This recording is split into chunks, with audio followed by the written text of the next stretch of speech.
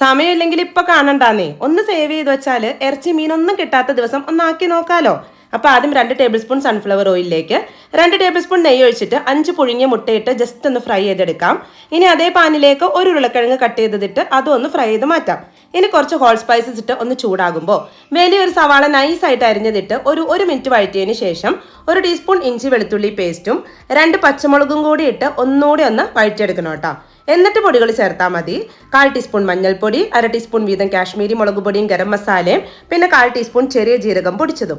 ഇനി ആ പൊടികളുടെ പച്ചമണമൊക്കെ അങ്ങോട്ട് മാറുമ്പോൾ 1 ടേബിൾ സ്പൂൺ തൈരും 1 പിടി മല്ലിയില ഇട്ട് നല്ല പോലെ ഒന്ന് മിക്സ് ആക്കിയതിന് ശേഷം 1 കപ്പിന് 2 കപ്പ് എന്നുള്ള രീതിയിൽ വെള്ളം ഒഴിച്ച് ആവശ്യത്തിനുള്ള ഉപ്പും കൂടി ഇട്ട് തിളയ്ക്കുമ്പോൾ കഴുകി കുതിർത്തി വെച്ചിരുന്ന ബസുമതി റൈസ് ഇട്ട് കൂട്ടത്തിലൊരു തക്കാളിയും കൂടി കട്ട് ചെയ്തിട്ട് അടച്ചു വെച്ച് വേവിക്കാം. ഒരു 1/4 ഭാഗം വേവാകുമ്പോൾ നമ്മൾ ഫ്രൈ ചെയ്ത് വെച്ചിരുന്ന ഉരുളക്കിഴങ്ങും മുട്ട ഇട്ട് കൊടുത്ത് വീണ്ടും ഫുള്ളായിട്ട് വേവാനായിട്ടൊന്ന് മൂടി തുറന്നെടുത്താൽ ഇതിനെ എഗ് ബിരിയാണി എന്ന് പറയൂല, എഗ് പുലാവ് എന്ന് വിളിക്കാം. കൂട്ടത്തിൽ കുറച്ച് തൈര് സാലഡും പപ്പടവും ഒക്കെ ഉണ്ടെങ്കിൽ ആഹാ.